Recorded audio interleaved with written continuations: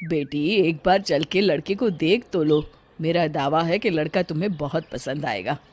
बाला बहुत अच्छा लड़का है। हाँ हाँ बेटी, हम लोग तुम्हारे दुश्मन तो नहीं है।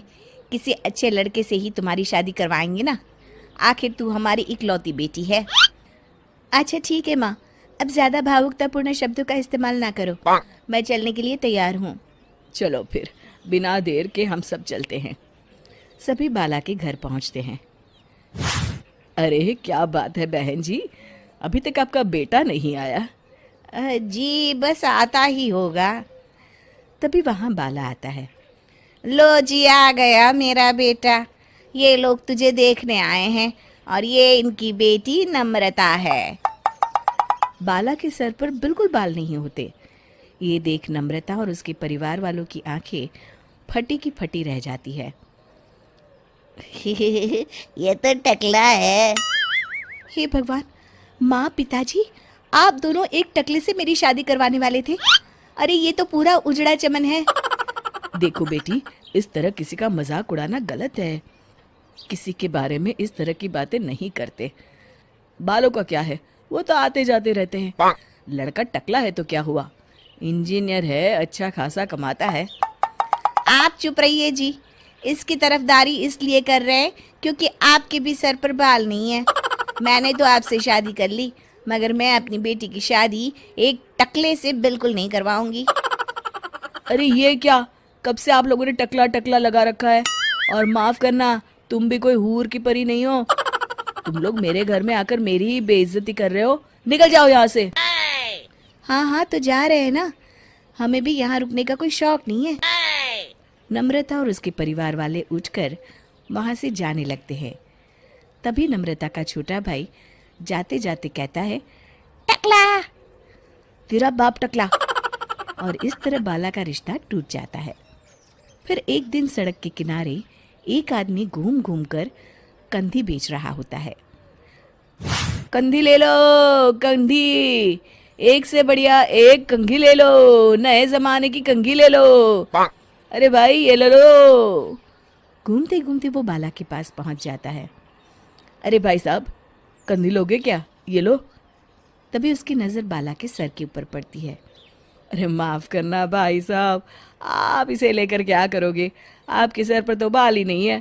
आपका तो स्टेडियम पूरा खाली है। चलता हूँ, कंधी ले लो, कंधी ले लो। कंधी वाले की बातें सुनकर बाला को बुरा लगता है। उस समय बाला को ऐसा महसूस होता है कि उसके लिए दुनिया में सबसे कीमती कोई चीज़ अगर है तो वो सिर्फ बाल है। बाला सड़क पर चलते हुए लोगों के बाल बड़े गौर से देखता है। चलते चलते बाला एक मंदिर के पास पहुंच जाता है। हे भगवान, तुमने ये मेरे साथ क्या किया? थोड़े से बाल अगर मुझे दे देते तो तुम्हारा क्या चला जाता? सारी दुनिया मेरा मजाक उड़ाती है। अरे भाई, आज पहला इंसान देख रहा हूँ जो मंदिर आकर भगवान से अपने लिए बाल मांग रहा है। बेटा, भगवान ने तुम्हें सब कुछ तो दिया है। अच्छी सेहत है, अच्छी नौकरी है। लगता है तुम्हारी तबीयत ठीक नहीं है। घर जाओ, सब ठीक हो जाएगा। बाला वहाँ से चला जाता है। घर पहुंचकर बाला खाना खाता है और अपने कमरे में सोने के लिए चला जाता है। फिर सुबह जब बाला सोकर उठता है तो आईने के सामने अपने आप को देखकर हैरान हो जाता है। बाला के सर पर एकदम घने बाल आ जाते हैं। बाला खुशी से झूम उठता है। अरे ये तो चमत्कार हो गया, मेरे सर पर बाल आ गए। लेकिन ये हुआ कैसे? दोस्तों, अगर आप इस कहानी का दूसरा भाग देखना चाहते हैं तो हमें कमेंट करके जरूर बताएं। गांव की बहन में फूलमती काकी, अंजलि दीदी के लिए शहर से फोन आया है। जल्दी से भेजो दुकान पे, नहीं तो फोन कट जाएगा। हाँ हाँ बेटा, अभी भेजती हूँ। अंजलि बेटा, तेरे लिए शहर से फोन है। सब काम छोड़ के जल्दी जाके सुन ले, नहीं तो फोन कट जाएगा। हाँ माँ, अभी जाती हूँ। जरूर मीनाक्षी दीदी का फोन आया होगा। हाय अंजलि। नमस्ते दीदी, मेरा मतलब हाय, कैसी हो आप? यहाँ तो सब ठीक है। मामा मामी कैसे हैं? तू कैसी है? मेरे तो एग्जाम्स होने वाले हैं, हर रोज कॉलेज जाना पड़ता है, lectures, extra classes, private coaching. ओ मैं तो इतना थक जाती हूँ, क्या बताऊँ। आपकी कॉलेज वाली बहन जी आपको इतना पढ़ाती है तो घर कब जाती हैं आप दीदी? अरे नहीं नहीं, ये सब सिर्फ मेरी प्रोफेसर नहीं पढ़ाती, मैं अलग से दूसरे टीचर्स के पास भी पढ़ने जाती हूँ। दीदी फिर तो आप बहुत थक जाती होगी ना। आप ना पैदल मत जाया करो, टांगा ले लिया करो दीदी। नहीं मेरी भोली बहन, ना मैं पैदल जाती हूँ, ना ही यहाँ टांगा मिलता है। मैं बस से जाती हूँ और थोड़ी दूरी के लिए रिक्शा ले लेती हूँ। सच्ची? वहाँ पर टांगे नहीं बस चलती है? वाह, वो भी हर रोज? हमारे गांव में भी बस आती है, दिन में 2 बार। यही तो खास बात है शहर की। यहाँ बसें पूरा दिन दौड़ती हैं सड़कों पर, और सिर्फ बसें ही नहीं, कार, स्कूटर और ट्रक भी। और तो और थोड़ी दूरी पर तो हवाई जहाज भी है, जहाँ से हवाई जहाज आसमान में उड़ते हैं। अच्छा दीदी, मैं फोन रखती हूँ। बुआ जी फूफा जी को मेरा नमस्ते कहना। हाँ माँ, हम लोग शहर में क्यों नहीं रहते? बुआ जी, फूफा जी और मीनाक्षी दीदी तो शहर में ही रहते हैं। अरे क्योंकि तेरे बुआ जी की शादी शहर में हुई थी, इसलिए बेटा। शादी से पहले वो भी तेरे पापा और दादा दादी के साथ गांव में ही रहती थी। तो फिर माँ, मुझे शहर भेज दो ना, मैं भी शहर देखना चाहती हूँ। इतनी बार मीनाक्षी दीदी से शहर के बारे में सुन चुकी हूँ, अब मैं भी वहाँ जाकर देखना चाहती हूँ। बस आप मुझे शहर भेज दो। ठीक है, इस बार गर्मियों की छुट्टियों में कुछ दिन रह आना शहर, अपनी बुआ के घर। अब तो खुश ना? हाँ माँ, बहुत खुश। आप देखना मैं शहर जाके कितने मजे करती हूँ। अंजलि अगले दिन स्कूल जाती है और वहाँ अपने सारे दोस्तों को अपने शहर जाने की बात बताकर चिढ़ाती है। अरे श्रद्धा, शीतल, सरोज, तुम लोग इन गर्मियों की छुट्टियों में कहाँ जा रही हो? एकादशी वाले गांव के मेले में। हम तो दूसरे गांव में नानी के घर जाएंगे, उनका घर नहर के किनारे है, बड़ा मजा आएगा। हम इस बार कहीं नहीं जा रहे, बल्कि हमारे घर में रहने के लिए मेहमान आएंगे। और तू? अरे मेरा क्या है, मैं तो बस पास वाले शहर जा रही हूँ, अपनी बुआ जी के घर, वहीं रहूंगी कुछ दिन। तुम लोग चिंता मत करना, मैं चिट्ठी लिखूंगी तुम सबको वहाँ से। पापा मुझे तो चक्कर आ रहे हैं, जी घबरा रहा है। बेटा शहर आने की जिद भी तो तूने ही की थी, अब पहली बार बस में चढ़ी है तो यही होना था, भुगतो अब। अरे मामा जी, अंजलि, आप लोग आने से पहले बता तो देते, मैं लेने आ जाती बस स्टैंड तक। आओ आओ भैया, आओ बेटी अंजलि। माँ बुआ जी कैसे हैं वहाँ, और भाभी कैसी हैं? सब ठीक है, बस अंजलि जिद कर रही थी कुछ दिन आप लोगों के साथ रहने की, सो छोड़ने आ गया। दीदी, आप मुझे शहर घुमाने ले जाओ ना, मुझे भी शहर देखना है। हाँ हाँ चल, तैयार हो जा जल्दी से। अंजलि तैयार होने जाती है और कुछ देर बाद जब बाहर आती है तो अरे ये क्या कर दिया तूने, मार्केट तक ही तो जाना है। इतनी डार्क रेड लिपस्टिक, इतने बड़े बड़े झुमके और चूड़ियां और चेहरे पर इतना सारा पाउडर। मेरी बहन ऐसे नहीं चलेगा, जा और ये सब हटा के आ। अरे कैसे, क्यों? मैंने शहर आने के लिए इतनी मेहनत से ये सब इकट्ठा किया था, और वैसे भी मैंने देखा है मोहल्ले की राधा काकी के टीवी पर एक फिल्म चल रही थी, उसमें हीरोइने ना ऐसे ही तैयार होकर जाती है घूमने। सब पता है मुझे, मैं तो ऐसे ही जाऊंगी दीदी। अंजलि शहर की चकाचौंध को देखकर बहुत हैरान और खुश होती है। ऊंची ऊंची इमारतें, सड़क पर दौड़ती गाड़ियाँ, बड़ी बड़ी दुकानें, उसकी एक्साइटमेंट का ठिकाना नहीं था। दीदी, ये छोटा सा कमरा सड़क के किनारे क्यों रखा है?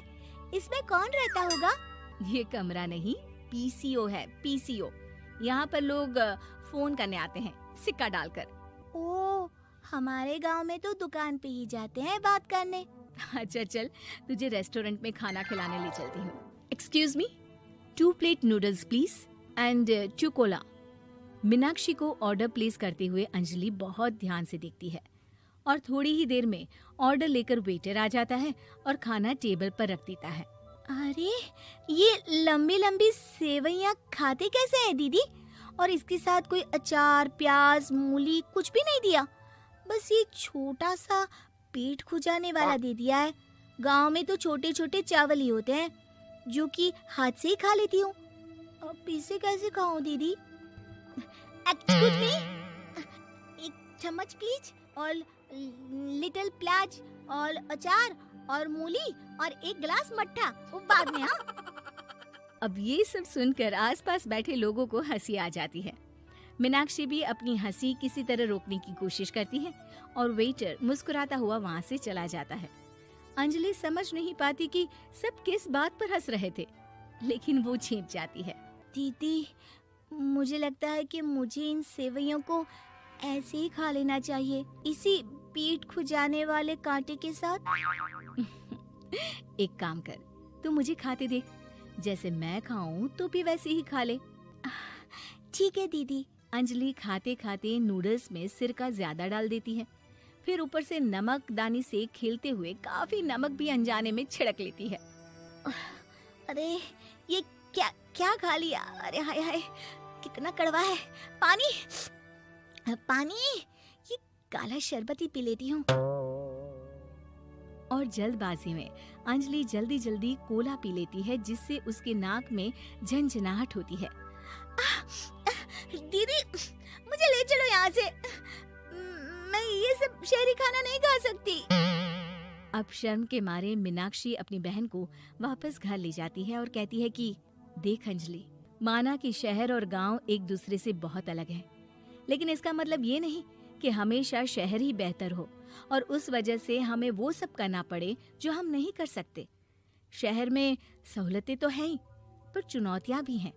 हम जहाँ भी रहें, हमें कभी अपने आप को कम या ज्यादा नहीं समझना चाहिए। और किसी भी नई जगह में ढलने में समय लगता है, उसके लिए तुम्हें दूसरों की नकल करने की कोई जरूरत नहीं है। बेटा, घूम लिया शहर या अभी और घूमना है? नहीं पापा, मैं अपनी गलती समझ गई हूँ, आप गांव ही ले चलिए मुझे।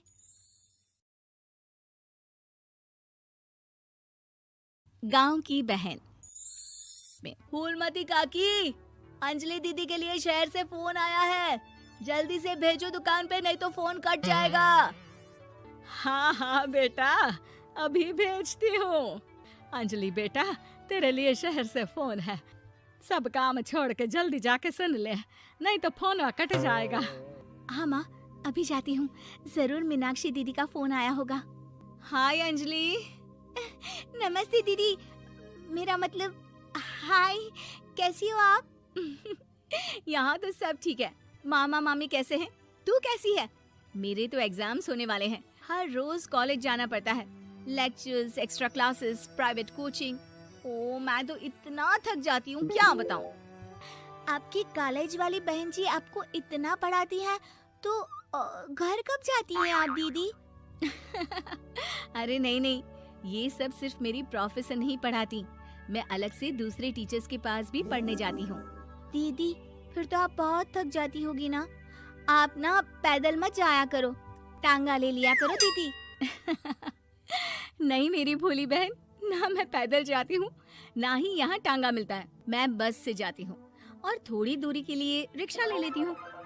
सच्ची? वहाँ पर टांगे नहीं, बस चलती है? वाह, वो भी हर रोज? हमारे गांव में भी बस आती है, दिन में 2 बार। यही तो खास बात है शहर की, यहाँ बसें पूरा दिन दौड़ती हैं सड़कों पर, और सिर्फ बसें ही नहीं, कार, स्कूटर और ट्रक भी। और तो और थोड़ी दूरी पर तो हवाई जहाज भी है, जहाँ से हवाई जहाज आसमान में उड़ते हैं। अच्छा दीदी, मैं फोन रखती हूँ, बुआ जी फूफा जी को मेरा नमस्ते कहना। हाँ माँ, हम लोग शहर में क्यों नहीं रहते? बुआ जी, फूफा जी और मीनाक्षी दीदी तो शहर में ही रहते हैं। अरे क्योंकि तेरे बुआ जी की शादी शहर में हुई थी, इसलिए बेटा। शादी से पहले वो भी तेरे पापा और दादा दादी के साथ गांव में ही रहती थी। तो फिर बा, मुझे शहर भेज दो ना, मैं भी शहर देखना चाहती हूँ। इतनी बार मीनाक्षी दीदी से शहर के बारे में सुन चुकी हूँ।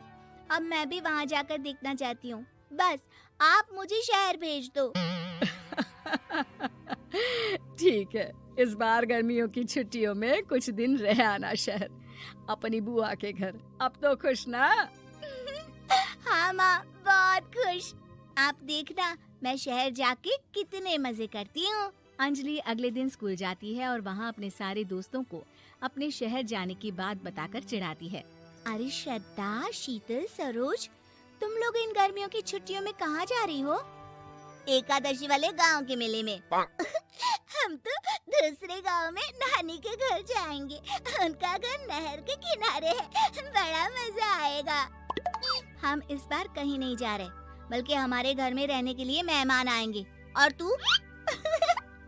अरे मेरा क्या है, मैं तो बस पास वाले शहर जा रही हूँ, अपनी बुआ जी के घर। वहीं रहूंगी कुछ दिन। तुम लोग चिंता मत करना, मैं चिट्ठी लिखूंगी तुम सबको वहाँ से। पापा मुझे तो चक्कर आ रहे हैं, जी घबरा रहा है। बेटा, शहर आने की जिद भी तो तूने ही की थी। अब पहली बार बस में चढ़ी है तो यही होना था। भुगतो अब। अरे मामा जी, अंजलि, आप लोग आने से पहले बता तो देते, मैं लेने आ जाती बस स्टैंड तक। आओ आओ भैया, आओ बेटी अंजलि। माँ बुआ जी कैसे हैं वहाँ, और भाभी कैसी हैं? सब ठीक है, बस अंजलि जिद कर रही थी कुछ दिन आप लोगों के साथ रहने की, सो छोड़ने आ गया। दीदी, आप मुझे शहर घुमाने ले जाओ ना, मुझे भी शहर देखना है। हाँ हाँ, चल तैयार हो जा जल्दी से। अंजलि तैयार होने जाती है और कुछ देर बाद जब बाहर आती है तो अरे ये क्या कर दिया तूने? मार्केट तक ही तो जाना है। इतनी डार्क रेड लिपस्टिक, इतने बड़े बड़े झुमके और चूड़ियां और चेहरे पर इतना सारा पाउडर। मेरी बहन, ऐसे नहीं चलेगा। जा और ये सब हटा के आ। अरे कैसे, क्यों? मैंने शहर आने के लिए इतनी मेहनत से ये सब इकट्ठा किया था। और वैसे भी मैंने देखा है मोहल्ले की राधा काकी के टीवी पर एक फिल्म चल रही थी, उसमें हीरोइनें ना ऐसे ही तैयार होकर जाती है घूमने। सब पता है मुझे, मैं तो ऐसे ही जाऊंगी दीदी। अंजलि शहर की चकाचौंध को देखकर बहुत हैरान और खुश होती है। ऊंची ऊंची इमारतें, सड़क पर दौड़ती गाड़ियाँ, बड़ी बड़ी दुकानें, उसकी एक्साइटमेंट का ठिकाना नहीं था। दीदी, ये छोटा सा कमरा सड़क के किनारे क्यों रखा है? इसमें कौन रहता होगा? ये कमरा नहीं, पीसीओ है, पीसीओ। यहाँ पर लोग फोन करने आते हैं, सिक्का डालकर। ओ, हमारे गांव में तो दुकान पे ही जाते हैं बात करने। अच्छा चल, तुझे रेस्टोरेंट में खाना खिलाने ले चलती हूँ। Excuse me, 2 plate noodles please and 2 Cola. Meenakshi को ऑर्डर प्लेस करते हुए अंजलि बहुत ध्यान से देखती है और थोड़ी ही देर में ऑर्डर लेकर वेटर आ जाता है और खाना टेबल पर रख देता है। अरे ये लंबी लंबी सेवइयाँ खाते कैसे हैं दीदी? और इसके साथ कोई अचार, प्याज, मूली कुछ भी नहीं दिया, बस ये छोटा सा पेट खुजाने वाला दे दिया है। गांव में तो छोटे छोटे चावल ही होते हैं जो कि हाथ से ही खा लेती हूँ। अब इसे कैसे खाऊं दीदी? एक्सक्यूज मी, एक चम्मच प्लीज, और लिटिल प्याज और अचार और मूली और एक गिलास मट्ठा, वो बाद में। हाँ, अब ये सब सुनकर आसपास बैठे लोगों को हंसी आ जाती है। मीनाक्षी भी अपनी हंसी किसी तरह रोकने की कोशिश करती है और वेटर मुस्कुराता हुआ वहाँ से चला जाता है। अंजलि समझ नहीं पाती कि सब किस बात पर हंस रहे थे, लेकिन वो छिप जाती है। दीदी, मुझे लगता है कि मुझे इन सेवइयों को ऐसे ही खा लेना चाहिए, इसी पेट खुजाने वाले कांटे के साथ। एक काम कर, तू मुझे खाते देख, जैसे मैं खाऊं तो भी वैसे ही खा ले। ठीक है दीदी। अंजलि खाते खाते नूडल्स में सिरका ज्यादा डाल देती है, फिर ऊपर से नमक दानी से खेलते हुए काफी नमक भी अनजाने में छिड़क लेती है। अरे ये क्या क्या खा लिया? अरे हाय हाय, कितना कड़वा है। पानी पानी, ये काला शरबत ही पी लेती हूँ। और जल्दबाजी में अंजलि जल्दी जल्दी कोला पी लेती है, जिससे उसके नाक में झंझनाहट होती है। दीदी मुझे ले चलो यहाँ से। मैं ये सब शहरी खाना नहीं खा सकती। अब शर्म के मारे मीनाक्षी अपनी बहन को वापस घर ले जाती है और कहती है कि देख अंजलि, माना कि शहर और गांव एक दूसरे से बहुत अलग है, लेकिन इसका मतलब ये नहीं कि हमेशा शहर ही बेहतर हो और उस वजह से हमें वो सब करना पड़े जो हम नहीं कर सकते। शहर में सहूलतें तो हैं ही, पर चुनौतियां भी हैं। हम जहाँ भी रहें, हमें कभी अपने आप को कम या ज्यादा नहीं समझना चाहिए।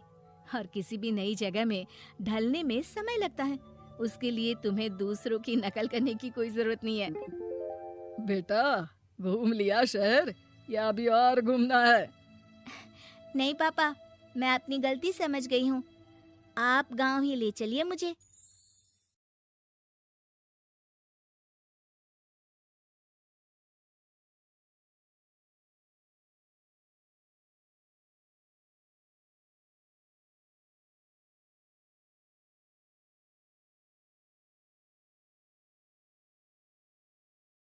उम्मीद है कि आपको हमारी ये कहानी पसंद आई होगी।